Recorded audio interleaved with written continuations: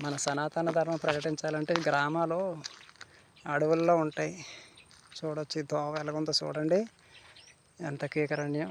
ఆ పక్క ఏలేశ్వరానికి సంబంధించిన ప్రాజెక్టు వాటర్, అది మంచినీళ్ళు వాటర్, అది విశాఖపట్నం కూడా పోతుంది.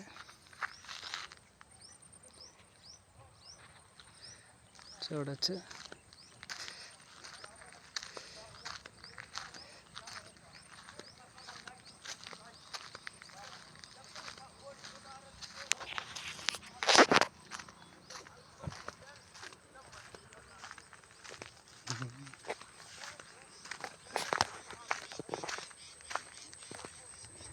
చూడండి ఎంత భయంకరంగా ఉందో అడవి.